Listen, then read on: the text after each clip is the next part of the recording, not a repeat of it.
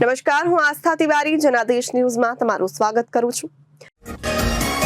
નજર કરીએ આજના મુખ્ય સમાચાર પર।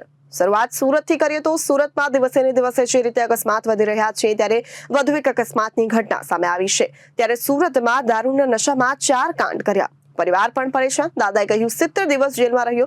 4 મહિલાને દારૂ છોડાવવા માટે પણ મૂક્યો તો પણ સુધરતો નથી। यहाँ સુરતમાં ગતરોજ ઉધના દરવાજા ઓવરબ્રિજ પર નબીરા દ્વારા ગમખ્વાર અકસ્માત સર્જાયો હતો, જેમાં એક કાપડ વેપારીને કાર ચાલક નબીરાએ અડફેટે લેતા વેપારીનું ઘટના સ્થળ પર કમકમાટી ભર્યું મોત નીપજ્યું। આ બનાવને પગલે કાર ચાલક નબીરાની સલાબતપુરા પોલીસે ધરપકડ કરી છે। આ દરમિયાન તપાસ કરતા જાણવા મળ્યું છે કે અકસ્માત સર્જનાર નબીરો કારને દારૂના નશામાં ઓવર સ્પીડ પર ચલાવવાનો આદી છે અને ભૂતકાળમાં પણ દારૂના નશામાં અનેક ગંભીર અકસ્માત કરી ચૂક્યો છે। એટલું જ નહીં, અગાઉ તો ઉમરા વિસ્તારમાં દારૂના નશામાં પેટ્રોલ પંપ પરને સળગાવવાનો પ્રયાસ કર્યો। આ મામલે 70 દિવસ જેલમાં પણ ગુજાર્યા। દેવના આવડે રસ્તે ચડી જવાનો પગલે પરિવારજનો પણ પરેશાન થઈ ચૂક્યા છે।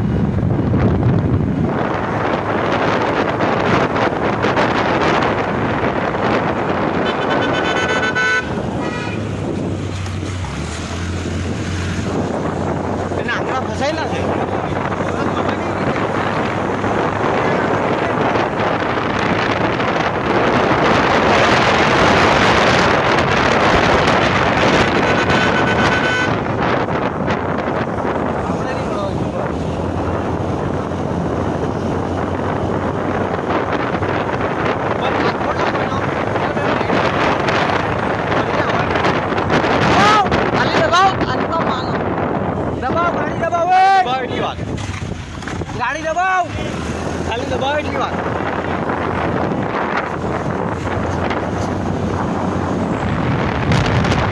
गाड़ी दबाओ,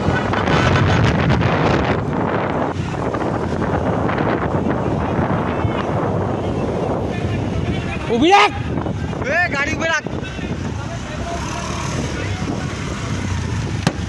ઊભી રાખ ગાડી, ગાડી ઊભી રાખ, गाड़ी भी रख।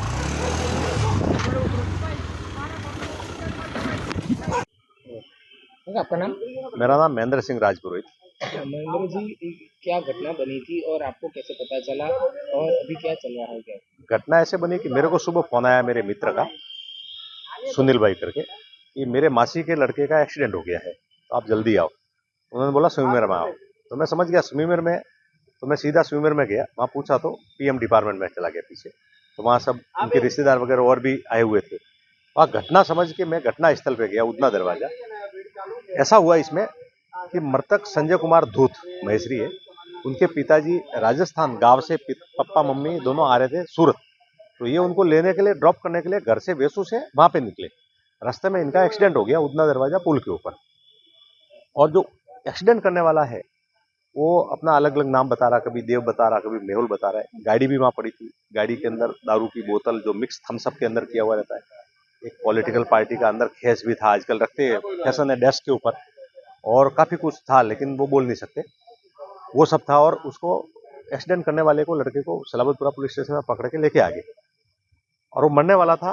उसको जो मर गया उसको संजय कुमार धूत को वहाँ स्विमर में उसकी बॉडी ले गए।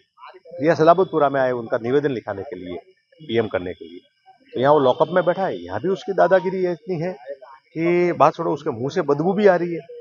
हमारी एक ही मांग है, गुजरात में, गांधी के गुजरात में दारूबंदी है, और दारू पी के अगर कोई एक्सीडेंट करते तो उसको 4 गुना ज्यादा सजा मिलनी चाहिए, और इसकी तपास होनी चाहिए। मामला सगे वगे होने से तो दूसरों को सह मिलेगी। हमारी एक ही मांग है कि न्याय इसी से मिलेगा कि उसको कड़क सजा मिले, और जो नॉर्मल सजा मिलती है उसे 5 गुना सजा मिले, बाकी और भी लोगों को उसका मालूम पड़े। अच्छा, ये जो आरोपी जिसने एक्सीडेंट किया है वो कोई भाजपा का क्या कोई नेता था? अब मैं ऐसा नहीं बोल सकता, इसमें खेस मिला है गाड़ी में, वो तो पुलिस के तपास का विषय है। हकीकत यह है कि मरने वाले का परिवार उजड़ गया, सिंगल कमाने वाला था और उसका एक लड़का 22 साल का, तो आज उसका घर बंद हो गया, ये इतना मालूम है। अब उसका क्या है, वो कौन सी पार्टी से था, क्या था, उसके पास क्या वगैरह, वो तो तपास का विषय है। अभी तात्कालिक उसको मेडिकल के लिए लेके जावे, उसका टेस्ट करावे, नहीं तो थोड़े टाइम बाद में कुछ पिला के खिला के उसका हो सकता है नशा उतर जावे और अल्कोहल का या कोई प्रमाण नशे का कोई आवे नहीं। आजकल एमडी ड्रग्स वगैरह करोड़ों रुपए का सूरत में मिल रहा, हो सकता है उसका नशा करके इसने किया हुए। तो हमारा सबसे बड़ा डिमांड यही है कि उसको तुरंत उसकी मेडिकल चेकअप कराए और वो रिपोर्ट जाए। अच्छा, जो ये जो मृतक है वो क्या व्यापार धंधा कर रहा था और कैसे जूनी बॉम्बे मार्केट के अंदर साड़ी की दुकान है और आज की परिस्थिति में सबको मालूम है कि व्यापार की हालत क्या है, तो अपने परिवार का गुजरान चलाना भी मुश्किल हो रहा है। उसके माता पिता जोधपुर से आ रहे थे और वो बाइक लेके जा रहा है रेलवे स्टेशन, तो समझ लो वो परिवार कैसा होएगा। નામ દાદા? મારું નામ ઓગરભાઈ ડેર. મુકુળભાઈ, શું ઘટના ઘટી છે, શું થયું છે, કઈ તો મને કાંઈ ખબર જ નથી. મને તો પોલીસ સ્ટેશનમાંથી ફોન આવ્યો ત્યારે ખબર પડી કે એક ભાઈ ઓફ થઈ ગયો છે. એટલે મને પોતાને બહુ અફસોસ થયો કે કોઈ પણનો દીકરો જાય એને સામાવાળાની તકલીફ તો થાય ને. એટલે મને પોતાને બહુ અફસોસ થયો કે કોઈ પણનો દીકરો જાય તો એને બધાને વાહે તો તકલીફ તો થાય જ ને. નાનપણથી કેટલું ભણ્યો, કઈ રીતે ભણ્યો, કેટલું ભણ્યો, ક્યાં ભણ્યો, શું કરતો? એ કેમ્બ્રિજ બોર્ડમાં હતો, કહું તો શું 12મામાં હતો. 12મામાંથી પછી એના પપ્પા ઓફ થઈ ગયા ને એટલે કે હું ડિપ્લોમા કરી આવું દાદા. તો મેં કીધું કરી આ. એટલે રાજકોટ ડિપ્લોમા મૂક્યો. રાજકોટ મારી દીકરી છે ન્યાય, એટલે કીધું વાંધો. તો ન્યાય મારવાડીમાં, એટલે 6 મહિના ઓલો એક સેમિસ્ટર બાકી હતું, એટલે કે હવે મારે નથી ભણવું. પછી એને ક્યાં રાખવામાં આવ્યો? અહીંયા ઘરે જ રહેતો. દારૂ કેમ પીવા લાગ્યો? પછી શું કર્યું? હવે આ સંગત એને કંઈ ચડી ગઈ હોય કેની આરે છે એ મને ખબર નથી. આ નાના છોકરાઓની સંગત હોય અને સંગતમાં પીવા વર્ગી ગયા હોય, એના માટે તો 4 મહિના હું રાખીએ આવડે આ દારૂ મુક્તિ કેન્દ્ર હોય ને એમાં, કઈ જગ્યાએ? વડોદરા. કડોદરા. દાદા, આ રીતે જ્યારે વારંવાર અકસ્માત થાય છે અને તે ગાડી બહુ ચંદ્ર છે, તો તમે ક્યારે ટકોર કરી કે કીધું હતું કોઈ વાતચીત કરી? હું કહેતો જોઉં ને, હું એનો દાદો છું તો કહેતો ન હું એને કહું જ છું. ગાડી એમ તો હું બેઠો, જો હું ઉપલેટાથી અહીંયા લઈને જાઉં, ઉપલેટાથી લઈને આવું, શાંતિથી જ ગાડી હલાવતો હોય. તો એની પાસે વિડીયો છે, 120, 150ની સ્પીડે દોડાવે છે, કેબલ બ્રિજ પર દોડાવે છે, ફૂલ ગાડી ચલાવે છે. હશે એ હું ક્યાં ના પાડું, મને ખબર ન હોય. પછી તમે કેટલી ટોકર કરી એને? કે હું તો દર વખતે કહું કે ગાડી શાંતિથી હાંકો. તમે ગાડી વધારે હાંકવાથી ફાયદો જ નથી. કલાક મોડા પૂગ્યા એ જ ને. કઈ કઈ ઘટના બની છે? પાલમાં બની, ઉમરામાં બની, શું શું થયેલું? મને છે ને પાલની કે ઉમરાની કંઈ ખબર નથી.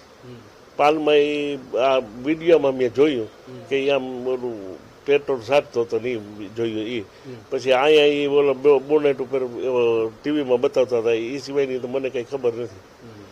બાકી તો જામીન ઉપર છોડાવવાની તો મારી ફરજ છે, એટલે મારે જવું પડે. એટલે વખતે તો 70 દિવસ જેલમાં રહ્યો. પેલું ઓલું પેટ્રોલ વાળું થયું એમાં તો કેટલા દિવસ રહ્યું? 70 દિવસ. અને પાલવાળામાં? પાલવાળામાં તો 1 દિવસ. બોનેટવાળામાં 1 દિવસ. કેટલા તમે હેરાન પરેશાન થાવ છો?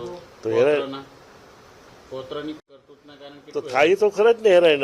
આજે એ આપણો દીકરો આવી રીતે કરતો હોય તો હેરાન તો થવાનું જ આવે ને. હેરાન ન થાય તો અને બીજું હવે એની વાહ મારા સિવાય છે કોણ?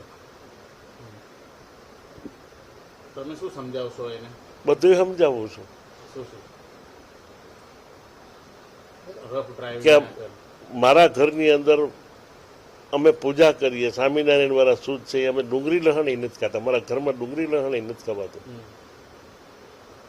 અને આવું કરીને આવે તો મને તો દુઃખ તો બહુ થાય ને કે આ આપણું કામ નથી ભાઈ. કામ ધંધો હજી કઈ ને કહું તો શું, હવે મારું કામ ધંધો અહીંયા સાઈડ ચાલુ કરવાનું ગણતરી કરું છું. મારે એક કેસ હાલતો હતો, પડ્યું હતું બધું. એટલે હવે કેસનો નિકાલ થઈ ગયો. મારે ઇન્કમટેક્સનો કેસ હાલતો હતો મારી ઉપર. એટલે ઇન્કમટેક્સનો નિકાલ થઈ ગયો. એટલે હવે હું એને સાઈડ ચાલુ કરીને બિહારવાનો હતો આ દિવાળી પછી. મેં કીધું કંઈક સાઈડ ચાલુ બાંધકામનું જગ્યા પડી મારી પાસે કઈ જગ્યાએ? એમ સિટી લાઇટમાં. બસ. સુરતના ઉમરા વિસ્તારમાં લાખો રૂપિયાની ચોરીનો મામલો સામે આવ્યો છે, જેને લઈને હાલ તો ઉમરા પોલીસને મળી સફળતા. ફોર સીઝન બિલ્ડિંગના 9મા માળે ચોરી કરનાર નોકર બિહારથી ઝડપાયો છે. આરોપી પાસેથી સોના ચાંદીના દાગીના, રોકડ રકમ 72 લાખની મુદ્દામાલ કબજે કરવામાં આવ્યો.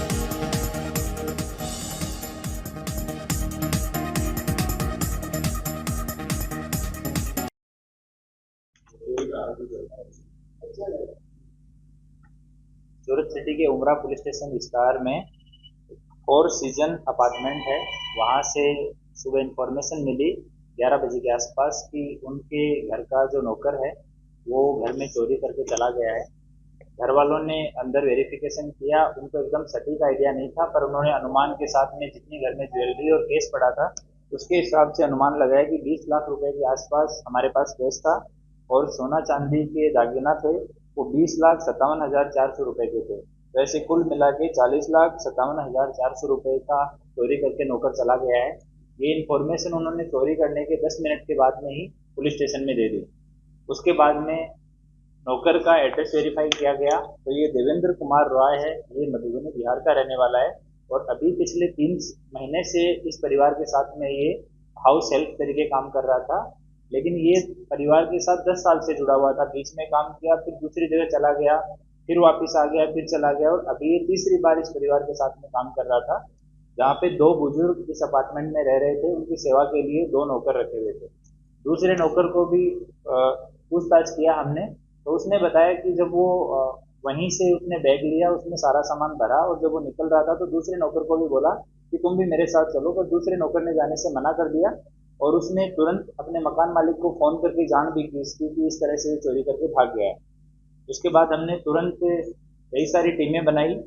एक टीम हमने सीधी मधुबनी भेजी जो कि नेपाल के बॉर्डर पे है, क्योंकि नेपाल बॉर्डर पे जितने भी बिहार के गांव हैं उनका नेपाल के अंदर रिश्ते भी हैं और उनकी आवाजाही रहती है, तो नेपाल भाग जाने का डर था, इसलिए एक टीम को वहाँ हमने मधुबनी में रखा, दूसरी टीम को पटना में रखा, क्योंकि यहाँ से अगर ट्रेन से, फ्लाइट से, बस से कैसे भी जाएगा तो पटना बीच में एक बड़ा स्टेशन आएगा, तो पटना में एक टीम को होल्ड करवाया। तीसरी टीम हमने वाराणसी में फ्लाइट से भेजी तो वो वाराणसी में बीच में थी और चौथी टीम हमने बाई रोड भेजी थी जो इंदौर तक उसको ट्रैक करते करते इंदौर में पहुंच गई थी और वो उसको इंदौर में ही हमने होल्ड करवाया था। पांचवी टीम है वो हमारे सूरत शहर में ही अलग अलग सीसीटीवी देखना, अलग अलग लोगों से पूछताछ करना, इस तरह से 5 टीमें कंटिन्यूस पे काम कर रही थी और हमारी क्राइम ब्रांच की टीम और लोकल एलसीबी और डी स्टाफ की टीम, ये सारे टेक्निकल सर्विलेंस इस सब काम में लगे हुए थे और कंटिन्यू ये 5 टीम को अपना इनपुट दे रहे थे। तो बाद में ये सब काम चल रहा था कंटिन्यू 2 दिन तक। तो हमारे उमरा पुलिस स्टेशन के हेड कांस्टेबल अमित भाई भूपत भाई, हेड कांस्टेबल नितेश भाई जगसी भाई और पुलिस कांस्टेबल शुभम भाई रमेश भाई, ये तीनों पलसाना और उसके आसपास के जितने भी ट्रैवल्स वाले चलते हैं उनके वेरिफिकेशन के लिए उधर घूम रहे थे, सीसीटीवी फुटेज देख रहे थे। तो वहाँ उनको इन्फॉर्मेशन मिली कि एक बस में ये लोग यहाँ से बैठ के गए हैं और वो बस एमपी तक, रीवा तक जाने वाली है। तो तुरंत बस का कांटेक्ट किया गया और सुबह 5 बजे हमने रीवा एसपी साहब के साथ में और वहाँ पे सिविल लाइन पुलिस स्टेशन के पीआई के साथ में बात की और उनकी टीम के साथ मिलके इनको बस से उतारा गया और वहाँ रीवा पुलिस स्टेशन ले जाया गया, रीवा डिस्ट्रिक्ट में। वहाँ पे सामान वेरीफाई किया गया तो कैश जो है वो कम मिला, बाकी जो ज्वेलरी है वो वीडियो उन्होंने बना के भेजा तो हमने परिवार के साथ वेरीफाई किया तो ज्वेलरी पूरा था, लेकिन केस 2 लाख से कुछ ज़्यादा उतना ही केस उस टाइम पे वहाँ पे था। तो हमारी जो वाराणसी की टीम थी उसको वहाँ रीवा पहुँचने के लिए बोला गया, तो सुबह 9 साढ़े 9 बजे तक वो लोग रीवा पहुँचे और वहाँ बैठ के उन्होंने पूछताछ की। तो पूछताछ में उसने बताया कि आरोपी जो देवचंद्र कुमार देवेंद्र राय है, इसने वहाँ पे बताया हमारी टीम को कि उसका एक दोस्त है जो उसके गांव का ही है और यहाँ पे रहता है सूरत में, उसका रत्नेश कुमार अशोक राय नाम है और ये गोथान गांव सूरत में रहता है। इसके पास इनका आपस में दोनों का भरोसा बहुत अच्छा था, तो 15 लाख रुपए इसके पास में रख के गया था कि मैं जब बताऊंगा या मैं आऊंगा वापस तो मैं ले लूंगा, तब तक के लिए तुम ये पैसे को रखना। तो हमारी टीम वाराणसी जो थी और इंदौर जो थी वो दोनों टीमें मिलकर आरोपी को वापस पुलिस स्टेशन लेके आई उसके बाद में नामदार कोर्ट के सामने रजू किया गया। नामदार कोर्ट ने उसका कस्टडी दिया, फिर पूछताछ की, रत्नेश का एड्रेस लिया, फिर रत्नेश के यहाँ गए। ये 15 लाख रुपए जो हैं वो रिकवर हुए। बाद में जब पूरा जो मुद्दामाल है उसको सोनी बुला के और वजन करवा के उसका वैल्यू निकाला गया, तो जो ज्वेलरी है सोना और चांदी उसकी कीमत 54,36,867 रुपए और जो केस है वो 17,91,500 रुपए है और उनके पास में 3 मोबाइल हैं जो इन्हीं तीनों आरोपियों के हैं, वो 20,500 को, ऐसे 72,48,867 रुपए का टोटल मुद्दामाल है वो बरामद हुआ है। और 3 आरोपी इसमें अभी अटक किए गए हैं। एक मुख्य आरोपी जो घर से चोरी करने वाला है देवचंद्र कुमार, ये मधुबनी बिहार का रहने वाला है। दूसरा रत्नेश कुमार अशोक राय जो इसका मित्र था, जिसके पास ये 15 लाख रुपए जिसकी कस्टडी में छोड़ के चला गया। और तीसरा एक मुनानंद उमेश कुमार है। जब ये देवचंद्र कुमार यहाँ से चोरी करके जा रहा था तो इसके 3 भाई और भी सूरत में रहते हैं, तो अपने एक भाई के पास गया, उमेश नाम के, उसका बेटा है ये मुनानंद, तो ये मुख्य आरोपी का भतीजा है। इसको ये अपने साथ ले गया कि तुम भी हमारे साथ चलो, और जबरदस्ती इसको लेके साथ में चला गया। तो ये 2 आरोपी जो साथ में थे वो थे, और एक आरोपी जो है जिसके कस्टडी में 15 लाख रुपए थे। तो इन तीनों को अभी अरेस्ट किया गया है।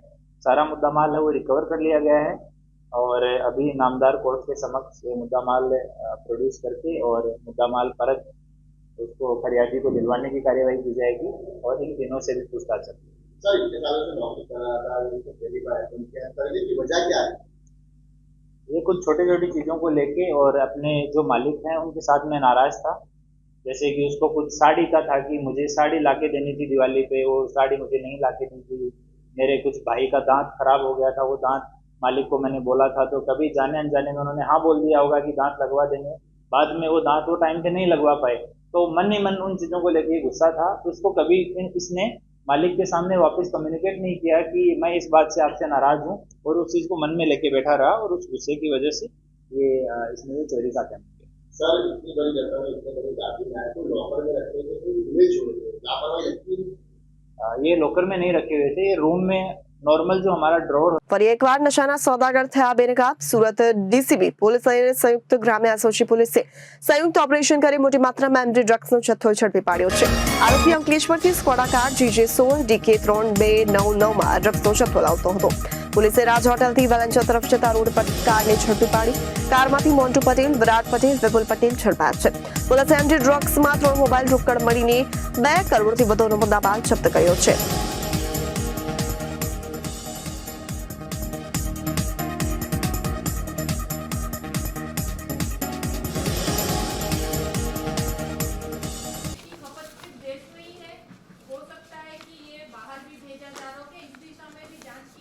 नहीं, बिल्कुल, जो हम लोग पूरे सारे एंगल के ऊपर इन्वेस्टिगेशन करेंगे कि ये जो काम कर रहे थे, हम लोग पैरेलली जो टीम फैक्ट्री के एंगल से काम कर रही थी कि ये जो भी सप्लाई अभी इधर हो रही है, क्योंकि कई बार सप्लाई होती है कि बाहर से आ रही सप्लाई तो कहीं और बनती होगी, लेकिन ये जो सप्लाई लोकल लोग अगर कर रहे हैं तो पूरी चांसेस थी कि यहाँ बनने का। इसीलिए हम लोग जो GPCB और जो कंसर्न हमारे जो पुलिस यूनिट्स है जहाँ पे केमिकल फैक्ट्रीज़ हैं उनके कंटिन्यूस हम लोग संकलन में थे।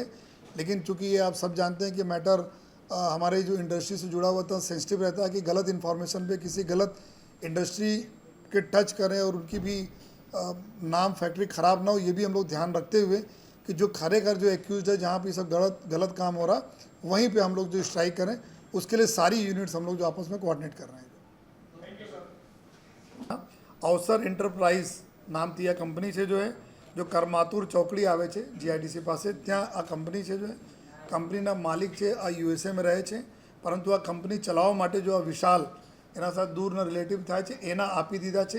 तो अत्यारे करता धरता पूरा जो विशाल है जो अत्यार सुधीना तपास में आवेला छे, आगळना तपास आ दिशामां बी चालू छे। पलकने त्यार सुधी नथी, लेकिन अत्यारे एना क्योंकि आ बी आ कार्टेल में शामिल है, जो सप्लाई चेन में आ भी एक बहुत अहम है, तो एना लीधा पछी अमे लोग चेक करीश कि एना आखा नाम शू है जेथी ई गुचकाओ वगैरह पूरा आवी जाए।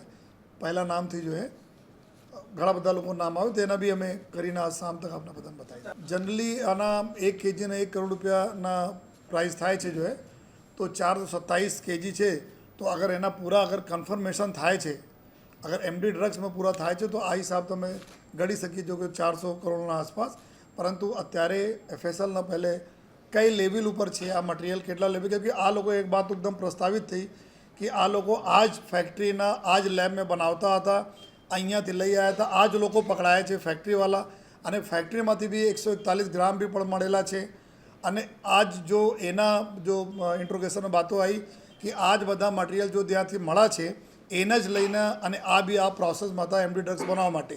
લેકિન કેવા સ્ટેજ તક આ આવી ચૂક્યા હતા મટીરિયલ, એના માટે અમે લોકો પછી કન્ફર્મ બતાવી શકીએ છીએ. ના મુહિમ ડ્રગ્સના વિરુદ્ધમાં છે. એના જ અનુસંધાને જો સુરત શહેર ક્રાઇમ બ્રાન્ચના ટીમ આપણા લગભગ છેલ્લા 1.5 મહિનાથી એક મોડ્યુલ પર વર્કઆઉટ કરતી હતી અને એમાં ગઈકાલે સફળતા મળી. सूरत शहर क्राइम ब्रांच और सूरत ग्राम पुलिस ना संयुक्त टीमें जो है अपना वेलंजा गाम पासे आवेल जो है रंगोली चौकड़ी पासेથી ઇન્ફોર્મેશન મળી કે એક સ્કોડા ગાડીમાં 3 વ્યક્તિઓ છે, મોન્ટુ પટેલ, વિરાટ પટેલ તથા વિપુલ પટેલ. આ લોકો નાર્કોટિક્સ જો ડ્રગ્સ જો કોઈના વેચવા માટે સપ્લાય કરવા માટે આવવાના છે. આ હિસાબથી પોલીસના ટીમો જો બંને પોલીસના ટીમો ત્યાં જો વોચ રાખી હતી અને આ 3 આરોપીના ગાડીમાં અને ડ્રગ્સ એમડી ડ્રગ્સ સાથે જો પકડા. ટોટલ એફએસએલને બોલાવીને જ્યારે પરીક્ષણ કરવામાં આવ્યા એના એમડી ડ્રગ્સના ખાતરી થઈ જોઈએ અને ટોટલ 2 કેજી 31 ગ્રામ જેટલા એના વજન છે, જો એની કિંમત 2 કરોડ રૂપિયાથી વધુ થાય છે જોઈએ. અને આ આરોપીઓને પકડાયા પછી જ્યારે એમના વધારે પૂછપરછ કરવામાં આવી ત્યારે જાણવા મળેલ કે આ બધા આરોપીઓ ત્યાં અંકલેશ્વર જીઆઈડીસીમાં આવેલ આપણા એક ત્યાં ફેક્ટરી આવે છે અવસર એન્ટરપ્રાઇઝ નામની કંપની છે જો કેમિકલના બિઝનેસ સાથે સંકળાયેલી છે. ત્યાં જ આ બધા લોકો એમ્પ્લોય છે જો ત્યાં અલગ અલગ આમાં કામ કરે છે. જો ત્રણ આરોપીઓ હતા. એક મોન્ટુ પટેલ જો છે ત્યાં આ કંપનીમાં એચઆરમાં કામ કરે છે, હ્યુમન રિસોર્સમાં, અને વિરાટ જો પટેલ છે આ ત્યાં લેબમાં કામ કરે છે, અને ત્રીજા આરોપી જો વિપુલ છે આ ત્યાં કેમિસ્ટ છે. આ લોકો આ ફેક્ટરીમાં ડ્રગ્સ એમડી ડ્રગ્સ બનાવતા હતા અને એના કરીને સપ્લાય અલગ અલગ જગ્યાઓ કરતા હતા. એમાં મુખ્યત્વે આ લોકો મુંબઈ સપ્લાય કરતા હતા. એના પછી જો એના પૂછપરછમાં એવું પણ જાણવા મળ્યા કે આ લોકો છેલ્લા લગભગ 2 માસમાં જો 2 કેજી તક ઓર માલ સપ્લાય કરી ચૂક્યા છે. આ પ્રકાર બનાવીને વેચાણ કર્યા હતા. પછી આપણા પોલીસના ટીમ જો સુરત શહેર ક્રાઇમ બ્રાન્ચ અને ભરૂચ પોલીસ અંકલેશ્વર જીઆઈડીસીમાં આવેલ આ ફેક્ટરીમાં જો દરોડો પાડી, સંયુક્ત દરોડો પાડી અને ત્યાંથી વિશાલ મુકુંદ પટેલ જો પૂરા સમગ્ર જો આ ફેક્ટરી અત્યારે હેન્ડલિંગ કરે છે. આ ફેક્ટરીના મૂળ માલિક તો બહાર રહે છે બહાર, અને આ ફેક્ટરી ચલાવવા માટે એના આપેલા છે જો વિશાલના. આ વિશાલ પકડાયા. ત્યાં જબ ચેક કરવામાં આવી ફેક્ટરી ત્યાં લગભગ 141 ગ્રામ જેટલા એમડી ડ્રગ્સ ત્યાં આપણે એને મળ્યા જોઈએ. જો ત્યાં અંકલેશ્વર જીઆઈડીસી પોલીસ ખાતે ત્યાં એના માટે ગુના દાખલ કરવામાં આવેલા છે. સાથોસાથ કુલ પોલીસના 427 કેજી જેટલા અલગ અલગ જો એ આપણા જો ક્રિસ્ટલ અને પાવડરના ફોર્મમાં ટોટલ આપણને વસ્તુઓ મળી આવેલ છે. જે વસ્તુઓ આ જ લોકો આરોપીઓ પ્રમાણે કે આ બધા જો ઉપયોગ કરતા હતા અને આમાંથી આ લોકો જો ડ્રગ્સ બનાવતા હતા. પરંતુ અત્યારે એફએસએલના પરીક્ષણ હેઠળ આ બધા વસ્તુઓ છે જો એક વખત એફએસએલના ચકાસણી થશે એના પછી જો એના બારેમાં જો નિર્ણય લેવામાં આવશે જો. પરંતુ એટલા મતલબ પાકું છે કે આ બધા આરોપીઓ 4 આરોપીઓ છે જો ચારે અત્યારે જો પોલીસ કસ્ટડીમાં છે. 3 આપણા સુરત ગ્રામ પોલીસમાં જો કામરેજમાં ગુના દાખલ થયા, ઓલપાડ પીઆઈને તપાસ કરે છે, અને એક ગુના જો અંકલેશ્વર જીઆઈડીસીમાં દાખલ થયા છે જો 141 ગ્રામમાં, ત્યાં ભરૂચ પોલીસના તપાસ કરે છે. અને સુરત શહેર પોલીસ આપણા 3 ટીમો જો સાથે મળીને અત્યારે કામ કરી રહી છે. તો જેવા એફએસએલના જો પ્રાથમિક જો તારણો છે અને એના પછી જો એના કન્ફર્મેશનવાળા જો તારણો છે એના આવ્યા પછી આ અમે લોકો જો એના ઉપર બી નિર્ણય લેવાના છીએ કે જો 427 કિલોગ્રામ આપણેના બીજા જો વસ્તુઓ મળેલી છે જો એનાથી આ લોકો શું કરતા હતા, કેવા સ્ટેજ તક આવી ગયા હતા. અમુક કેમિકલના first, second, third, fourth stage પછી આ જો ડ્રગ્સમાં કન્વર્ટ થાય છે તો કઈ સ્ટેજ ઉપર આવી ગયા છે એના પછી અમે લોકો નિર્ણય લેવાના છીએ. સર, આ ડ્રગ્સ કેટલા સમયથી બનતું હતું અને સુરતમાં કેટલી વખત ડિલિવરી કરવા માટે આવ્યા હતા? આ લોકો જો એના પૂછપરછ કરવામાં આવે છે તો લગભગથી આ લોકો છેલ્લા 6 માસથી ચાલુ આ લોકોનો આઈડિયા છે કે આપણે આ રીતે બનાવીને મોકલવા જોઈએ, પ્રિપેર કરવા જોઈએ, અને છેલ્લા લગભગ 2 માસમાં આ લોકો બનાવીને જો સપ્લાય કરી છે તો અત્યારના પૂછપરછમાં આવે છે કે 2 kg સપ્લાય કરી છે. અને બીજા બી એક આરોપી છે આમાં જેના નામ પલક કરીને છે, જો સિટીના છે, સુરત સિટીના છે, એના સપ્લાય કર્યા. આ સપ્લાય શહેર મેં ક્યાં ક્યાં આપી અને અમુક સપ્લાય 2 kg મુંબઈ તરફ બી આ લોકો મોકલાયા છે. તો પલક ઉપર જો પોલીસની કામગીરી ચાલુ છે એના કરવા માટે, એના પકડવા માટે, અને એના પછી પૂછપરછમાં વધારે વિગતો આવશે કે શહેરમાં જો એના કઈ કઈ પ્રકારના નેટવર્ક છે અને શહેરના બહાર જો ક્યાં ક્યાં એના નેટવર્ક છે. લેકિન અત્યારે એવું છે કે છેલ્લા લગભગ 1.5 થી 2 માસમાં 2 kg બનાવીને આ લોકો ઓલરેડી સેલ કરી ચૂક્યા છે. સર આ માટે કયા મટીરીયલ યુઝ કરવામાં આવે છે અને દરેક જે 4 સ્ટેટ છે એની પ્રોસિજર શું હોય? આ અલગ અલગ જો એના કન્ટેન્ટ છે, તમામ જો ડ્રગ્સ બનાવે છે, એક્ઝેક્ટ જો આપના ટેકનિકલ નામ અમે આપી દઈશું. આ મટીરિયલને આ લોકો મિક્સ કરીને ક્રિસ્ટલના ફોર્મમાં ચોથા સ્ટેજ ઉપર લઈ આવે છે, ત્યારે આ જો ડ્રગ્સમાં કન્વર્ટ થાય છે. અને આ લોકો ચૂંકી લેબમાં કામ કરવાવાળા છે, કેમિસ્ટો છે, તો એના બહુ સારી રીતે ખબર છે કે કેટલા દિવસમાં કઈ રીતે અમે ડ્રાય કરીએ, લિક્વિડને ડ્રાય કરીને પાવડરનો ફોર્મ બદલીએ, પાવડરને પછી કઈ રીતે ઓર ડ્રાય કરીએ, ક્રિસ્ટલના ફોર્મમાં કન્વર્ટ થાય ત્યારે આ ડ્રગ્સ બને અને એના પછી ક્યાં સપ્લાય કરીએ. તો એક ત્રીજા ઓર ચોથા સ્ટેજ ઉપરના છે, લેકિન અત્યારે FSL એના ઉપર કામ કરી રહી છે. એક બાર એના કન્ફર્મેશન આવી જાય પછી આપ સાથે અમે એના માટે શેર પણ કરીશું. ના મુહિમ ડ્રગ્સના વિરુદ્ધમાં છે, એના જ અનુસંધાને જો સુરત શહેર ક્રાઇમ બ્રાન્ચના ટીમ આપણા લગભગ છેલ્લા 1.5 મહિનાથી એક મોડ્યુલ પર વર્કઆઉટ કરતી હતી અને એમાં ગઈકાલે સફળતા મળી. સુરત શહેર ક્રાઇમ બ્રાન્ચ और सूरत ग्राम्य पुलिसના સંયુક્ત ટીમે આપણા વેલંજા ગામ પાસે આવેલ રંગોલી ચોકડી પાસેથી ઇન્ફોર્મેશન મળી કે એક સ્કોડા ગાડીમાં 3 વ્યક્તિઓ છે, મોન્ટુ પટેલ, વિરાટ પટેલ તથા વિપુલ પટેલ. આ લોકો નાર્કોટિક્સ જો ડ્રગ્સ જો કોઈના વેચવા માટે સપ્લાય કરવા માટે આવવાના છે. આ હિસાબથી પોલીસના ટીમો બંને પોલીસના ટીમો ત્યાં જો વોચ રાખી હતી અને આ 3 આરોપીના ગાડીમાં અને ડ્રગ્સ MD ડ્રગ્સ સાથે પકડાયા. ટોટલ FSLને બોલાવીને જ્યારે પરીક્ષણ કરવામાં આવ્યા એના MD ડ્રગ્સના ખાતરી થઈ અને ટોટલ 2 kg 31 ગ્રામ જેટલા એના વજન છે, જો એની કિંમત 2 કરોડ રૂપિયાથી વધુ થાય છે. અને આ આરોપીઓને પકડાયા પછી જ્યારે એમના વધારે પૂછપરછ કરવામાં આવી ત્યારે જાણવા મળેલ કે આ બધા આરોપીઓ ત્યાં અંકલેશ્વર GIDCમાં આવેલ આપણા એક ત્યાં ફેક્ટરી આવે છે, અવસર એન્ટરપ્રાઇઝ નામની કંપની છે, જો કેમિકલના બિઝનેસ સાથે સંકળાયેલી છે. ત્યાં જ આ બધા લોકો એમ્પ્લોય છે, ત્યાં અલગ અલગ આમાં કામ કરે છે. 3 આરોપીઓ હતા. એક મોન્ટુ પટેલ જો છે ત્યાં આ કંપનીમાં HRમાં કામ કરે છે, હ્યુમન રિસોર્સમાં, અને વિરાટ જો પટેલ છે આ ત્યાં લેબમાં કામ કરે છે, અને ત્રીજા આરોપી જો વિપુલ છે આ ત્યાં કેમિસ્ટ છે. આ લોકો આ ફેક્ટરીમાં ડ્રગ્સ MD ડ્રગ્સ બનાવતા હતા અને એના કરીને સપ્લાય અલગ અલગ જગ્યાઓ કરતા હતા. એમાં મુખ્યત્વે આ લોકો મુંબઈ સપ્લાય કરતા હતા. એના પછી જો એના પૂછપરછમાં એવું પણ જાણવા મળ્યા કે આ લોકો છેલ્લા લગભગ 2 માસમાં જો 2 kg તક ઓર માલ સપ્લાય કરી ચૂક્યા છે. આ પ્રકાર બનાવીને વેચાણ કર્યા હતા. પછી આપણા પોલીસના ટીમ જો સુરત શહેર ક્રાઇમ બ્રાન્ચ અને ભરૂચ પોલીસ અંકલેશ્વર GIDCમાં આવેલ આ ફેક્ટરીમાં દરોડો પાડી, સંયુક્ત દરોડો પાડી અને ત્યાંથી વિશાલ મુકુંદ પટેલ જો પૂરા સમગ્ર આ ફેક્ટરી અત્યારે હેન્ડલિંગ કરે છે. આ ફેક્ટરીના મૂળ માલિક તો બહાર રહે છે, અને આ ફેક્ટરી ચલાવવા માટે એના આપેલા છે વિશાલના. આ વિશાલ પકડાયા. ત્યાં જો ચેક કરવામાં આવી ફેક્ટરી, ત્યાં લગભગ 141 ગ્રામ જેટલા MD ડ્રગ્સ ત્યાં આપણે એને મળ્યા જો ત્યાં અંકલેશ્વર GIDC પોલીસ સ્ટેશન ખાતે ત્યાં એના માટે ગુના દાખલ કરવામાં આવેલા છે.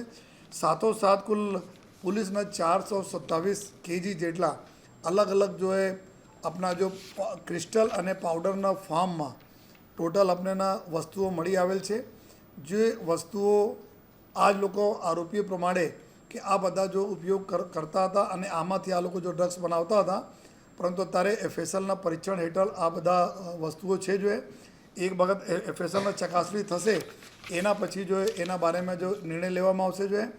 પરંતુ એટલા મતલબ પાકું છે કે આ બધા આરોપીઓ ચારો આરોપીઓ છે જો ચારે અત્યારે જો પોલીસ કસ્ટડીમાં છે. 3 આપણા સુરત ગ્રામ્ય પોલીસમાં જો કામરેજમાં ગુના દાખલ થયા, ઓલપાડ પીઆઈને તપાસ કરે છે, અને એક ગુના જો અંકલેશ્વર જીઆઈડીસીમાં દાખલ થયા છે જો 141 ગ્રામમાં, ત્યાં ભરૂચ પોલીસના તપાસ કરે છે. અને સુરત શહેર પોલીસ ત્રણો ટીમો જો સાથે મળીને અત્યારે કામ કરી રહી છે. તો જેવા એફએસએલના જો પ્રાથમિક જો તારણો છે અને એના પછી જો એના કન્ફર્મેશનવાળા જો તારણો છે એના આવ્યા પછી આ અમે લોકો જો એના ઉપર બી નિર્ણય લેવાના છીએ કે જો 427 કિલોગ્રામ આપણેના બીજા જો વસ્તુઓ મળેલી છે જો એનાથી આ લોકો શું કરતા હતા, કેવા સ્ટેજ તક આવી ગયા હતા, અમુક કેમિકલના first, second, third, fourth stage પછી આ જો ડ્રગ્સમાં કન્વર્ટ થાય છે તો કઈ સ્ટેજ ઉપર આવી ગયા છે એના પછી અમે લોકો નિર્ણય લેવાના છીએ.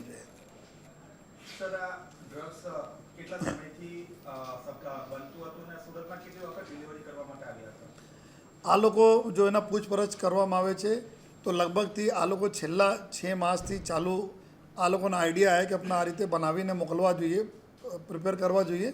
અને છેલ્લા લગભગ 2 માસમાં આ લોકો બનાવીને જો સપ્લાય કરી છે તો અત્યારના પૂછપરછમાં આવે છે કે 2 kg સપ્લાય કરી છે. અને બીજા બી એક આરોપી છે આમાં જેના નામ પલક કરીને છે જો સિટીના છે, સુરત સિટીના છે, એના સપ્લાય કર્યા. આ સપ્લાય શહેરમાં ક્યાં ક્યાં આપી અને અમુક સપ્લાય 2 kg મુંબઈ તરફ બી આ લોકો મોકલાયા છે.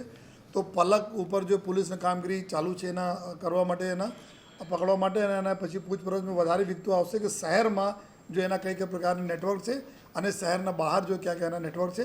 લેકિન અત્યારે એવું છે કે છેલ્લા લગભગ 1.5 થી 2 માસમાં 2 kg બનાવીને આ લોકો ઓલરેડી સેલ કરી ચૂક્યા છે. સર આ માટે કયા મટીરીયલ યુઝ કરવામાં આવે છે અને દરેક જે 4 સ્ટેટ છે એની પ્રોસિજર શું હોય? આ અલગ અલગ જો એના કન્ટેન્ટ છે તમામ જો ડ્રગ્સ બનાવે છે એક્ઝેક્ટ જો આપના ટેકનિકલ નામ અમે આપી દઈશું. આ મટીરિયલને આ લોકો મિક્સ કરીને ક્રિસ્ટલના ફોર્મમાં ચોથા સ્ટેજ ઉપર લઈ આવે છે ત્યારે આ જો ડ્રગ્સમાં કન્વર્ટ થાય છે અને આ લોકો ચૂંકि લેબમાં કામ કરવાવાળા છે, કેમિસ્ટો છે, તો એના બહુ સારી રીતે ખબર છે કે કેટલા દિવસમાં કઈ રીતે અમે ડ્રાય કરીએ, લિક્વિડને ડ્રાય કરીને પાવડરનો ફોર્મ બદલીએ, પાવડરને પછી કઈ રીતે ઓર ડ્રાય કરીએ, ક્રિસ્ટલનો ફોર્મમાં કન્વર્ટ થાય ત્યારે આ ડ્રગ્સ બને અને એના પછી ક્યાં સપ્લાય કરીએ. તો એક ત્રીજા ઓર ચોથા સ્ટેજ ઉપરના છે. લેકિન અત્યારે એફએસએલ એના ઉપર કામ કરી રહી છે એક બાર એના કન્ફર્મેશન આવી જાય પછી આપ સાથે અમે એના માટે शेयर પણ કરીશું. कल शाम को रंगीला चौकड़ी आती है वेलंजा गांव में, वहाँ पे सूरत शहर क्राइम ब्रांच और सूरत ग्राम पुलिस की संयुक्त टीम जो एक अपने इन्फॉर्मेशन इस तरह से मिली थी कि 3 व्यक्ति हैं जो स्कोडा गाड़ी में कुछ नारकोटिक्स ड्रग्स सप्लाई करने के लिए आ रहे हैं. उस हिसाब से पुलिस वहाँ पे वॉच में थी और गाड़ी में इन 3 आरोपियों के साथ एमडी ड्रग्स जिसकी टोटल वेट जो 2.031 kg है, जिसकी मार्केट में कीमत 2 करोड़ रुपए से ज़्यादा है, वो गाड़ी के साथ इन 3 आरोपियों को पकड़ा गया. ये जो तीनों आरोपी हैं, ये तीनों आरोपी जो अंकलेश्वर जीआईडीसी में अवसर इंटरप्राइज नाम की एक केमिकल कंपनी है वहाँ पे ये काम करने वाले थे.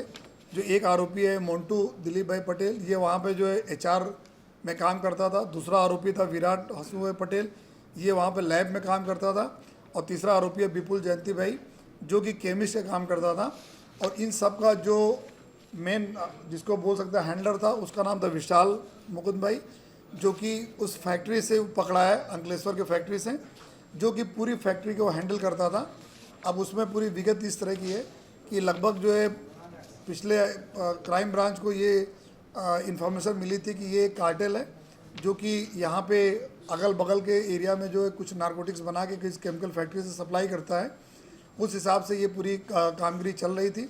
और कल जब ये इन्फॉर्मेशन मिली तो दोनों संयुक्त पुलिसों ने इनको पकड़ा. पकड़ने के बाद भरूच पुलिस को मदद ली गई. पूरी भरूच पुलिस साथ रह के क्राइम ब्रांच और भरूच पुलिस ने वहाँ अंकलेश्वर जीआईडीसी में जब ये सर्च की गई फैक्ट्री तो 141 ग्राम एमडी ड्रग्स उस फैक्ट्री से भी निकला, जिसका अंकलेश्वर जीआईडीसी में गुना दाखिल किया, जिसकी इन्वेस्टिगेशन भरूच पुलिस कर रही है.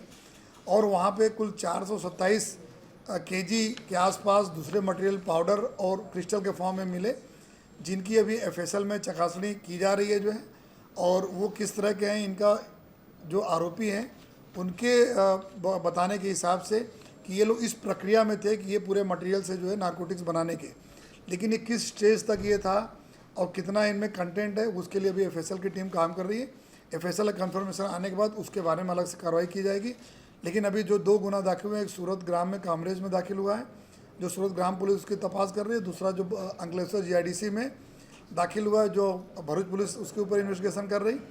कुल 4 आरोपी पकड़े गए हैं और उसमें जो फर्दर इनका इंट्रोगेशन किया गया उसमें ये जाना गया कि इन आरोपियों ने अभी तक जो पिछले 2 महीना में 2 केजी एमडी ड्रग्स बना के इन्होंने यहाँ बेचा है। उसमें कुछ बॉम्बे भी सप्लाई हुई है और कुछ सूरत शहर में और सूरत शहर के आसपास भी सप्लाई हुई है। उसके लिए एक पलक नाम का भी एक इनका और दूसरा एक हैंडलर है जो बीच कड़ी है, उसके लिए भी पुलिस अभी काम कर रही है। और ये भी हम जानने का भी पूरा जो इन्वेस्टिगेशन चल रहा है कि इसमें और कितने कितने लोग हैं पूरे कार्टेल में और कितना कितना माल इन्होंने बनाया और कहाँ कहाँ पे सप्लाई किया। इन्वेस्टिगेशन भी ये भी निकला कि अभी तक जितना माल इन्होंने बेचा, आधा पैसा जो विशाल जो हैंडलिंग करता है पूरी फैक्ट्री का उसके पास जाया करता था और आधे पैसे हम बाकी 3 आरोपियों और बाकी उनके जो नीचे की चैन होती थी उसमें ये पैसा बढ़ता था। टोटल सूरत शहर police as a part of the Gujarat police का जो मुहिम है कि नो ड्रग्स इन गुजरात, उसके हिसाब से जो काम कर रही है उसमें बड़ी हमें सफलता मिली है। और हम ये भी जानने की कोशिश कर रहे हैं कि पूरा नेटवर्क किस तरह से काम कर रहा था और उस नेटवर्क को तोड़ने के लिए भी हमारी संयुक्त टीमें सब काम कर रही हैं। पकड़े गए लोग क्या कंपनी से रिलेटेड, क्या कंपनी का इतिहास था, किसी कंपनी में मटेरियल बनाया जाता था? ये कंपनी अवसर एंटरप्राइज नाम की जो केमिकल कंपनी जिसका मालिक यूएसए में रहता है और अभी तो इन्वेस्टिगेशन में आया है कि ये विशाल जो अभी पूरी कंपनी का हैंडलिंग करता था उनका रिलेटिव होता तो यही पूरी कंपनी चलाया करता था और मालिक का अभी एज ऑन टुडे तक कोई इन्वॉल्वमेंट नहीं है। वो इन्वेस्टिगेशन का पार्ट है। लेकिन ये जो पकड़े गए चारों, इसमें एचआर में काम करने वाले, लैब में काम करने वाले, एज ए केमिस्ट काम करने वाले लोग थे और जो कि इन्हीं से जुड़े हुए हैं केमिकल बनाने में। और इनके इंट्रोगेशन में अभी तक इस तरह की बातें भी आई कि जब इन्होंने माल बना के बेचा और माल की खपत भी हुई, क्वालिटी अच्छी थी, उससे ही ये लोग प्रोत्साहित हो गए और लंबा माल बनाने के लिए जो प्रक्रिया इन्होंने किया, जो 427 केजी मटेरियल मिला है वो भी इसी प्रक्रिया के भाग में इन लोगों ने बनाना चालू किया। लेकिन लास्ट स्टेज तक ये पहुँचे कि नहीं, वो एफएसएल का कंफर्मेशन के बाद हम शेयर करेंगे। 427 किलो मटेरियल मिला है, अगर उसकी कीमत की बात करें तो क्या कुछ होगा? अब वो डिपेंड करे कितनी उसकी प्योरिटी है और कंटेंट कितना। जनरली एमडी ड्रग्स का 1 केजी का 1 करोड़ रुपया मार्केट में जो कीमत होती है और ये किस लेवल तक के प्योरिटी के साथ है उसके हिसाब से अगर ये प्योर है तो 400 करोड़ के आसपास हो जाता है। लेकिन इसकी कितनी प्योरिटी अभी तक बनी है वो एफएसएल की रिपोर्ट के बाद ही हम इसके बारे में एग्जैक्ट कितने अमाउंट का मटेरियल था वो हम बता पाएंगे। जिसको लोग पकड़े गए वो अलग अलग कंपनी में अलग अलग पोस्ट पे काम करते हैं, तो ड्रग्स बनाने का आइडिया उन्हें कब से बना रहे थे लोग? ये जो सब ये सारे जो पकड़े एक ही कंपनी में अवसर इंटरप्राइज में सारे लोग काम करते हैं और कई बार कंपनी का काम अच्छा नहीं चल रहा है। इनको ये लगा कि इजीली ये जो ड्रग्स का जो रॉ मटेरियल्स हैं जो कि बहुत सारे मटेरियल लाइसेंस से मिलते हैं, लेकिन उनको जो ये केमिकल कंपोजिशन बनाने की परवानगी नहीं मिलती जो है लेकिन ये सारे लोग चूँकि लैब वाले हैं, केमिस्ट हैं, इनको पता है किस तरह से बनाई जाती है, तो वो इन्होंने ज़्यादा पैसा जल्दी कमाने के लालच में आके ये लाइन इन्होंने पकड़ी और जब उन्होंने बनाना चालू किया और सक्सेसफुली सप्लाई भी पहले किया, वो इनको मनोबल बढ़ा कि और लंबे मात्रा में करें और जो डिमांड भी इनकी थी वो डिमांड भी आने लगी कि माल ठीक है तो और आप भेजो। इस हिसाब से इन्होंने बल्क में इतना माल बनाया है।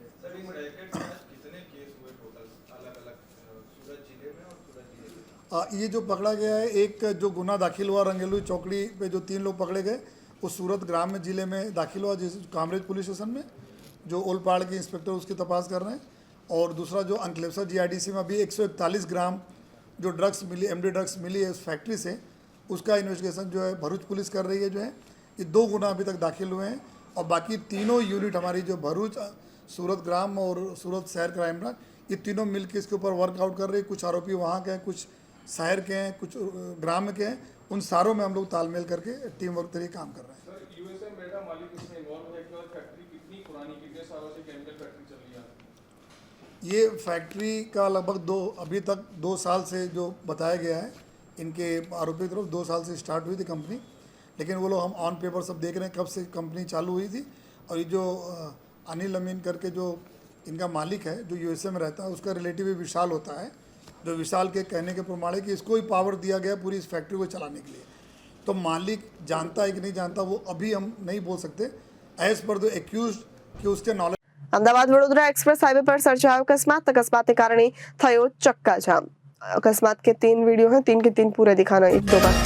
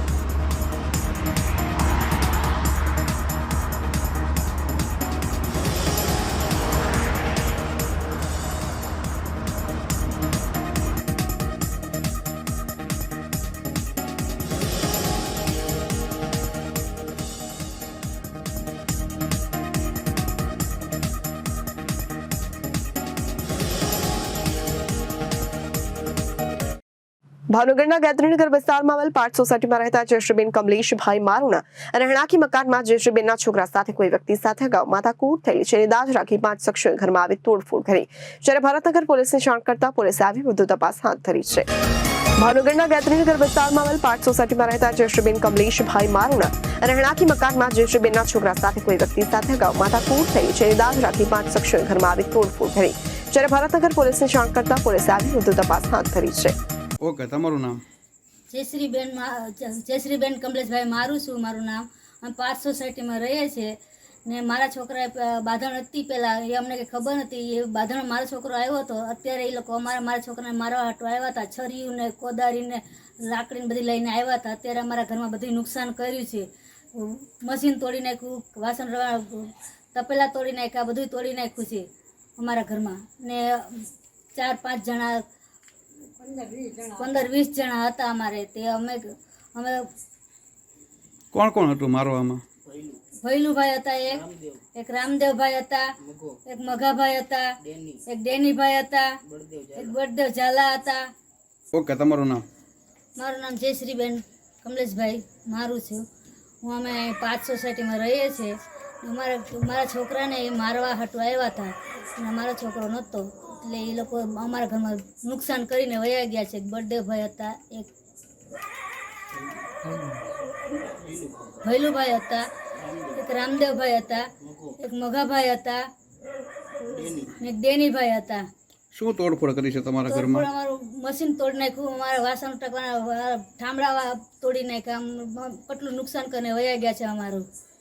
અંદાજે કેટલું નુકસાન થયું છે? અંદાજે તો 25-30 હજારનું થયું છે. તમે પોલીસને જાણ કરી હતી? હા. 22 રાજ્યોમાં ભાજપની સરકાર છે. રાજ્યોને લોકો ભાજપને સવાલ પૂછે છે કે જો અરવિંદ કેજરીવાલ દિલ્હીમાં મફત વીજળી, પાણી, શિક્ષણ આપે અને સારવાર આપી શકે છે તો તમે કેમ નથી આપી શકતા?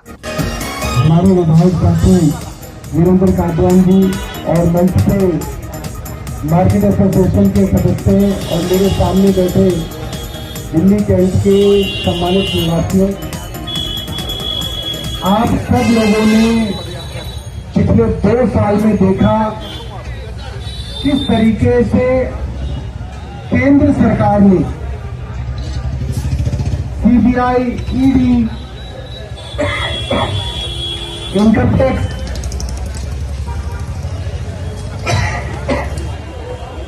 का दुरुपयोग करके हमारे नेताओं को एक एक करके जेल में भेजा। सत्येंद्र जैन जी को करीब 2.5 साल तक जेल में रखा गया ताकि दिल्ली के स्वास्थ्य के काम रोके जा सके, मोहल्ला क्लिनिकों के काम रोके जा सके, अस्पतालों के काम रोके जा सके। हमारे शिक्षा मंत्री को 18 महीने जेल में रखा गया, मनीष सिसोदिया जी को, ताकि जो गरीबों के बच्चे अच्छे स्कूल में पढ़ रहे हैं, उनको अच्छी शिक्षा मिल रही है, उसका काम रोका जा सके, नई बिल्डिंगों के काम रोके जा सके, बच्चों की पढ़ाई को रोका जा सके। और उसके बाद आप सब लोगों ने देखा कि दिल्ली के मुख्यमंत्री अरविंद केजरीवाल जी को एक झूठे मुकदमे में 6 महीने तक जेल में रखा गया। और जब जब हमारे इन नेताओं की जमानत हुई, देश की सबसे बड़ी अदालत ने ये बात कही कि केंद्र सरकार की एजेंसियों के बाद पर्याप्त सबूत नहीं है। जब भी ये मुकदमा कोर्ट में आएगा, ये लोग बरी होंगे। केंद्र सरकार की साजिश थी कि सालों तक, वर्षों तक इन मुकदमों को चलाया जाए और आम आदमी पार्टी के नेताओं को जेल में रखा जाए। मगर माननीय सुप्रीम कोर्ट ने इस देरी को देखते हुए कि केंद्र सरकार की एजेंसियां जानबूझ के मुकदमों में देरी कर रही है ताकि नेताओं को जेल में रखा जा सके, हमारे एक एक नेता को बेल मिली। अरविंद केजरीवाल जी को बेल मिली, कारण कि आप प्रयास तो कर नहीं रहे, आपने बिना सबूतों को जेल में रखा हुआ है। मनीष सिसोदिया जी को बेल मिली, कारण आप मुकदमा शुरू नहीं कर रहे, आपने आदमी को जेल में रख रखा है। सत्येंद्र जैन साहब को 4 दिन पहले जेल मिली, कारण कि 2.5 साल हो गए आपने तक मुकदमा ही नहीं शुरू किया, कब तक जेल में रखोगे किसी को। तो ये बात साफ हो गई कि हमारे नेताओं को झूठे मुकदमे में जेल में सिर्फ इसलिए रखा गया ताकि अस्पतालों के अंदर मुफ्त मिल रही दवाइयों को रोका जा सके, मोहल्ला क्लिनिकों के अंदर मुफ्त हो रहे टेस्टों को रोका जा सके, बुजुर्गों की पेंशन दिल्ली के अंदर 4-4 महीने तक रोकी गई, पानी और सीवर के कामों को रोका गया।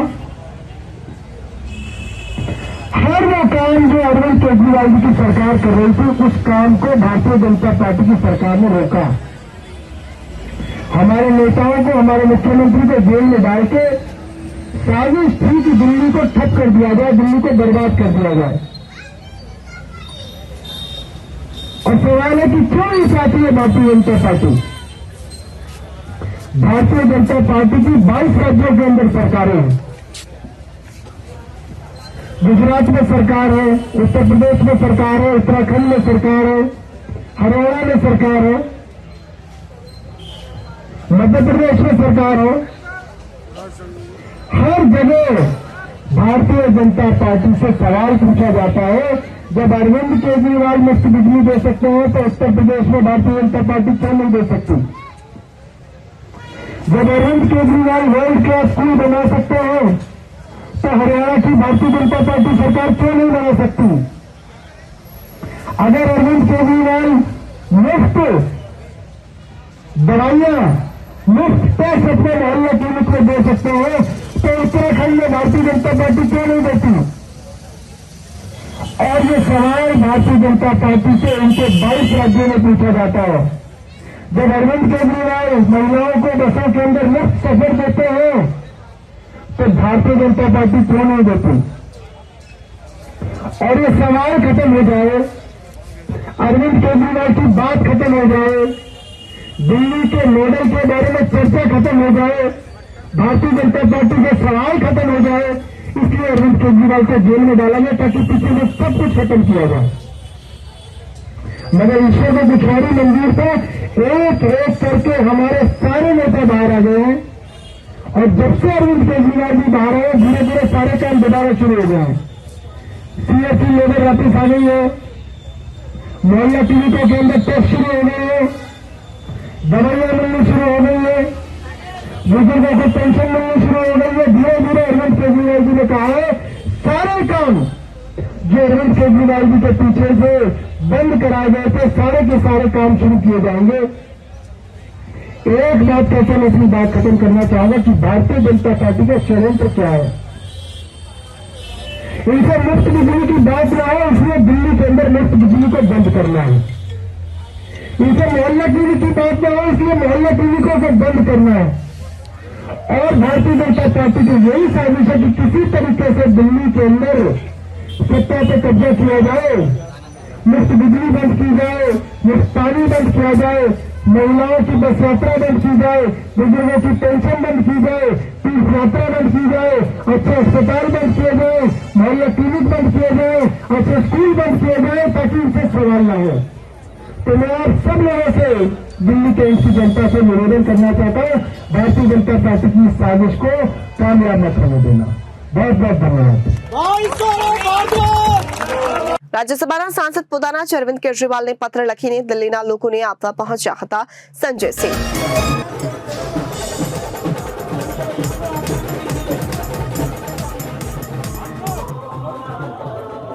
संसद में अपनी दमदार आवाज से जनता के मुद्दे उठाने वाले और केजरीवाल जी के सच्चे सिपाही संजय सिंह आपके बीच आपसे मिलने आ गए।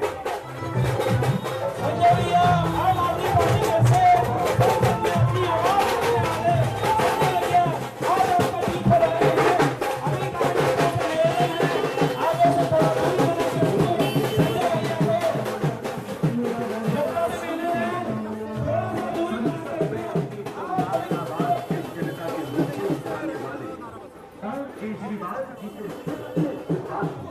संजय सिंह आपसे मिलने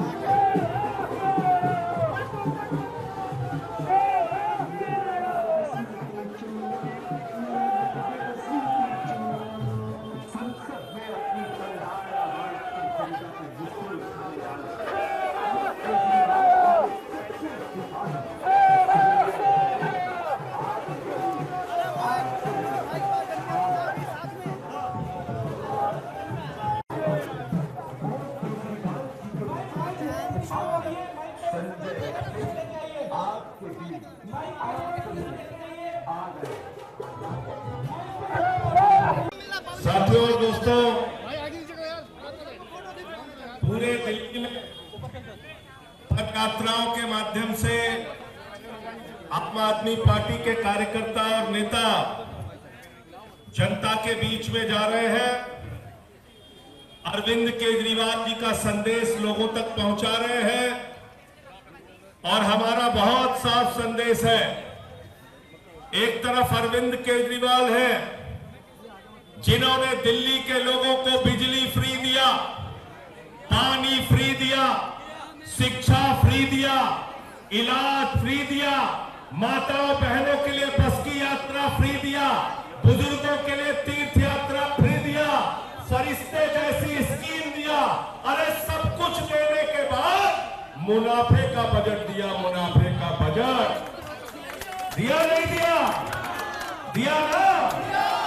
और दूसरी तरफ भारतीय जनता पार्टी के लोगों ने, नरेंद्र मोदी और बीजेपी के लोगों ने सारे काम रोकने का काम किया। तो आपकी जिम्मेदारी है, दिल्ली के लोगों की जिम्मेदारी है। याद रखना, आपके बेटे केजरीवाल को इन्होंने जेल में डाला, मनीष सिसोदिया को जेल में डाला, सत्येंद्र जैन को जेल में डाला, मुझे जेल में डाला। लेकिन मैं आप लोगों से कहना चाहता हूं, हमारा संकल्प है, हम दिल्ली के लोगों की सेवा करते रहेंगे। कोई हमें झुका नहीं सकता, कोई हमें रोक नहीं सकता। अरविंद केजरीवाल न झुकेगा न रुकेगा, दिल्ली वालों का काम न रुकेगा न अरविंद केजरीवाल झुकेगा। इसलिए आप लोगों से एक ही विनती करना चाहता हूं, पिछली बार 62 सीटें आपने अरविंद केजरीवाल और आम आदमी पार्टी को दी थी। इस बार उन 8 सीटों की कसर नहीं रहनी चाहिए। 70 की 70 सीटें केजरीवाल और आम आदमी पार्टी के झोली में डाल देना। और गलती से याद रखना, अगर गलती से भाजपा जीत गए तो आपकी फ्री बिजली बंद करेंगे, फ्री शिक्षा बंद करेंगे, फ्री इलाज बंद करेंगे, फ्री पानी बंद करेंगे, माता बहनों के लिए बस की यात्रा फ्री बंद करेंगे, बुजुर्गों की तीर्थ की यात्रा फ्री बंद करेंगे। इसलिए इन नकारों से सावधान रहना। और इस बार 62 की जगह 70 में से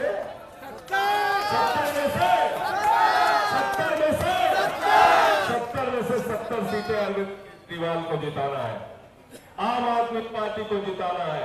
आप सबका बहुत बहुत शुक्रिया, बहुत बहुत धन्यवाद। और पद यात्रा हमारी जारी रहेगी।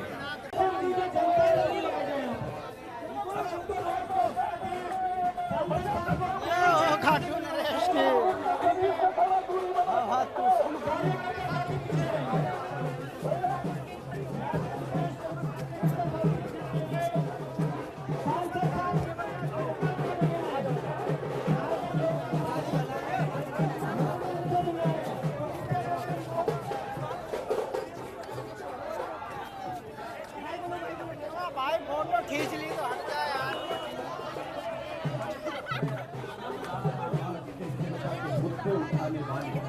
और केजरीवाल जी के सच्चे सिपाही संजय सिंह आज के दिन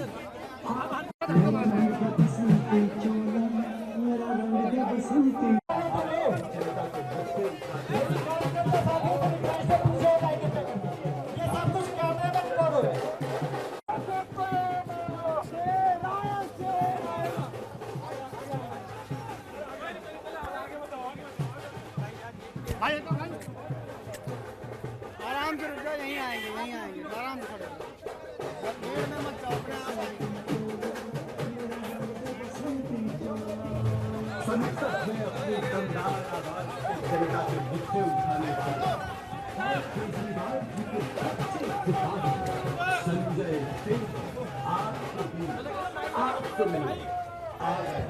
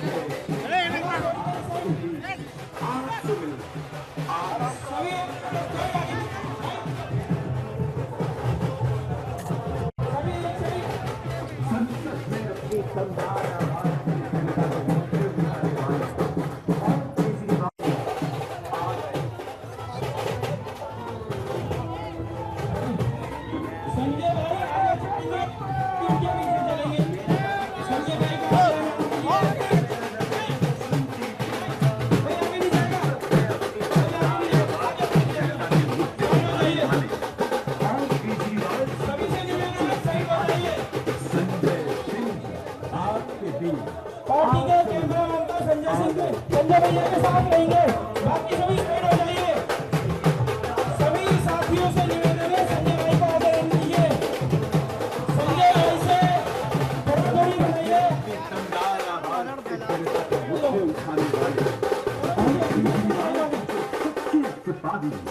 संजय सिंह आपके बीच आ गए।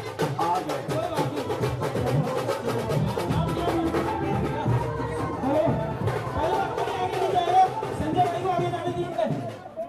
कोई भी आगे नहीं जाएगा, कोई आगे नहीं, साइड हो जाइए, प्लीज साइड हो जाइए। एक और संजय भाई आगे आ जाए। हाँ सभी एकदम साइड हो जाइए। एक और संजय भाई आगे आ जाए।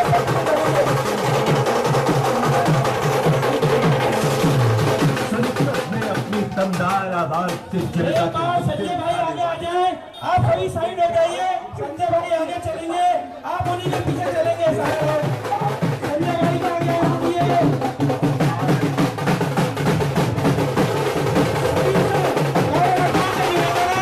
सभी से साइड हो जाए। संजय भाई को आगे आने दीजिए। બ્રિજવાસન વિધાનસભામાં પદયાત્રા દરમિયાન દિલ્હીના પૂર્વ નાયબ મુખ્યમંત્રી મનીષ સિસોદિયા નિકળ્યા હતા।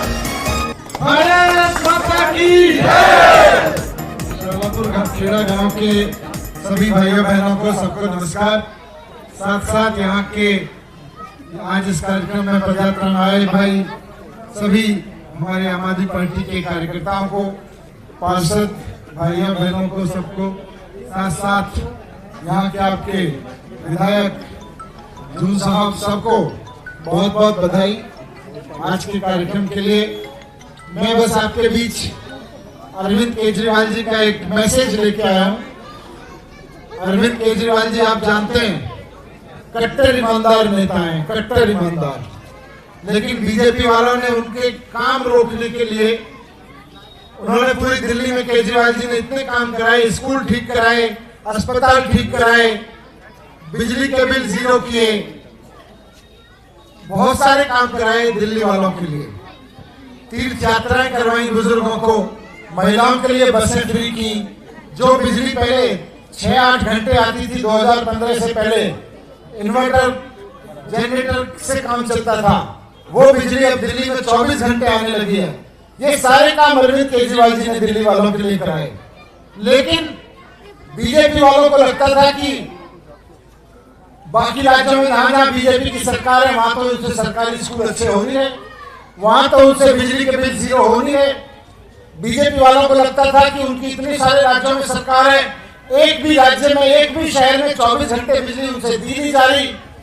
बीजेपी वालों को लगता था कि यार ये सरकारी अस्पताल ठीक नहीं हो रहे, हम क्या करें, ये केजरीवाल तो करवाता जा रहा है, केजरीवाल तो सरकारी स्कूल ठीक कराता जा रहा है, केजरीवाल तो बिजली के बिल जीरो कर दिए, 24 घंटे बिजली कर दी केजरीवाल ने तो दिल्ली में।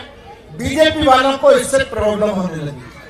बीजेपी वाले नेता जब बाकी राज्यों में अपने में जाते थे जहां जहां उनकी सरकार है, तो उनसे पूछने लगते थे लोग कि भाई ये केजरीवाल जी दिल्ली में कर सकते हैं, तुम गुजरात में क्यों नहीं कर सकते, उत्तर प्रदेश में क्यों नहीं कर सकते, बिहार में क्यों नहीं कर सकते, हरियाणा में क्यों नहीं कर सकते, बाजू में ही है। 10 साल से हरियाणा में सरकार है, एक शहर में इन्होंने बिजली जीरो नहीं करी, बिजली के बिल कई गुना बढ़ा दिए। 24 घंटे की बिजली की बात छोड़ दो।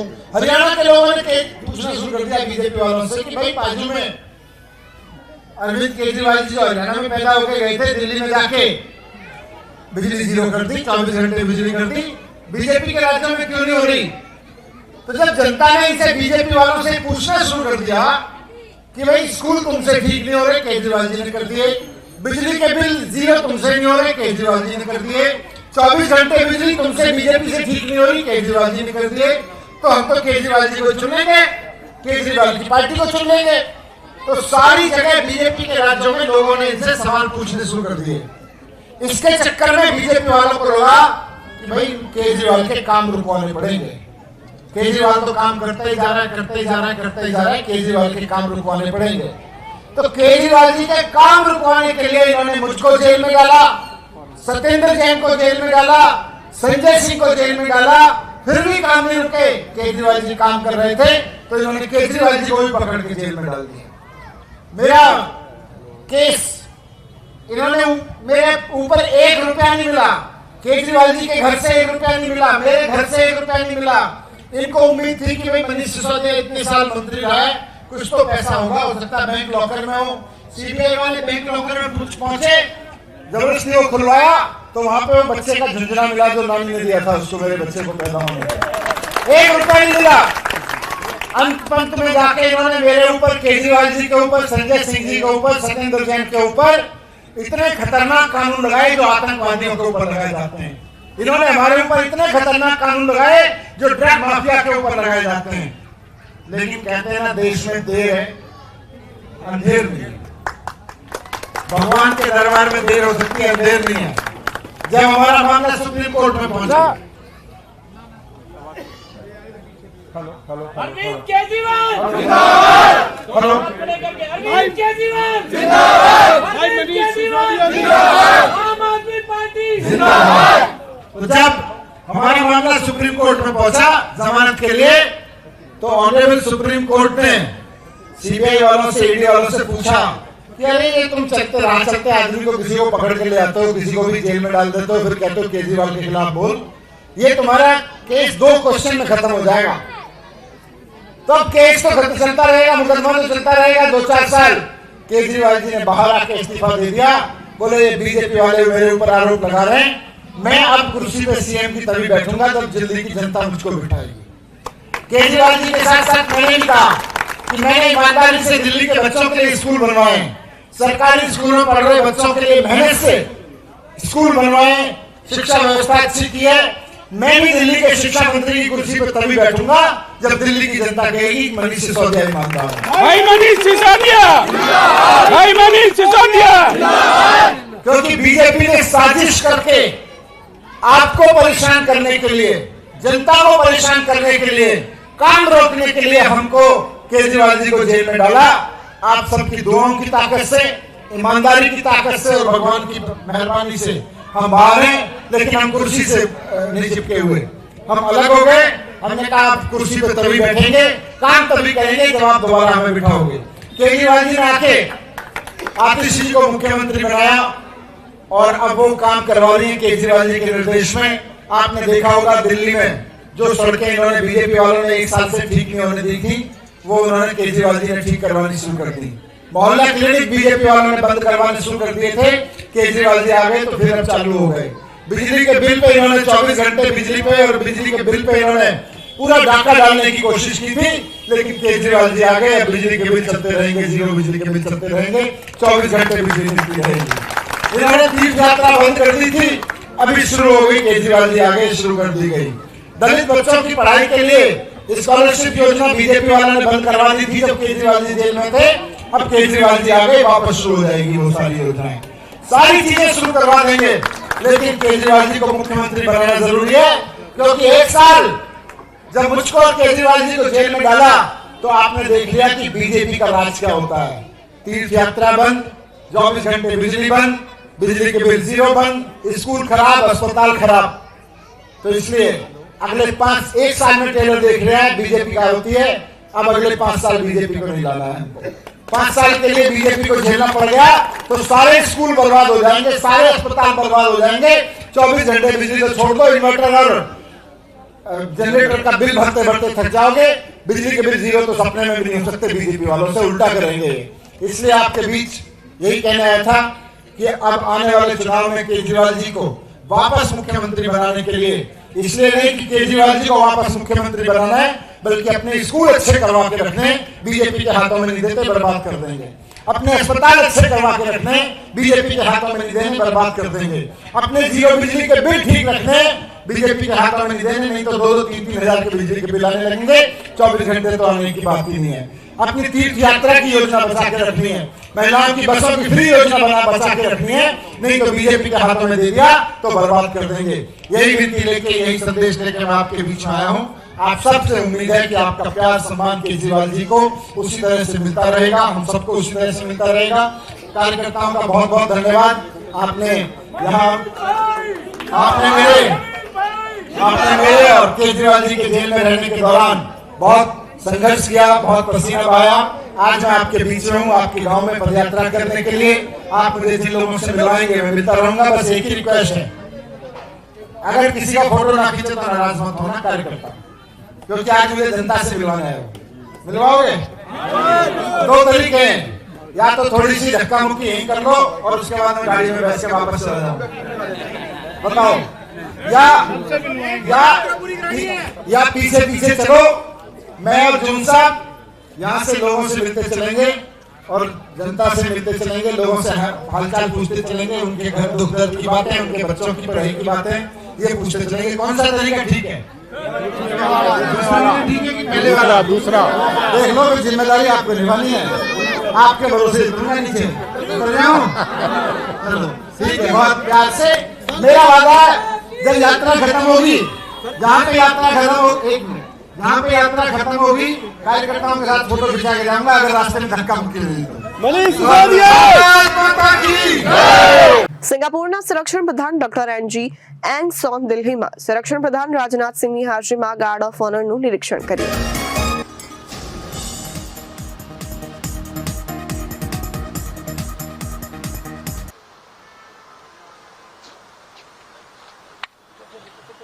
सही बताया था ना, है? फिर मैं तुम्हें क्या करता हूँ, खाता ना भी गाली है? आज नहीं बस दो नहीं आता तुम बाद में तो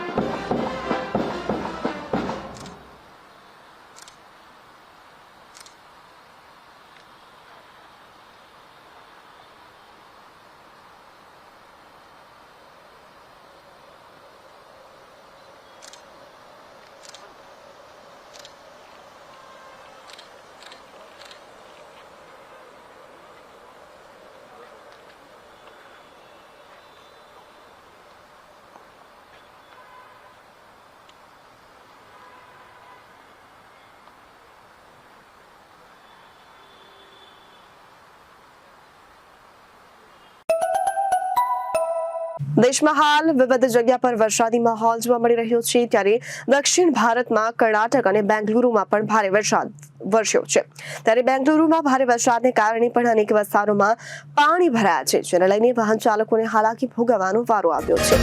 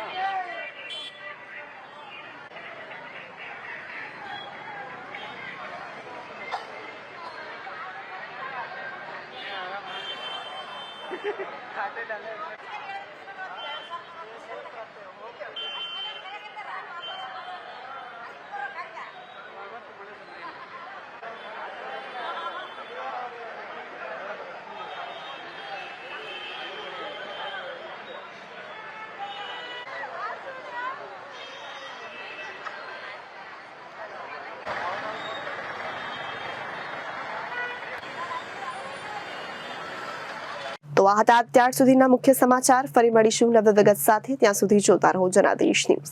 નમસ્કાર.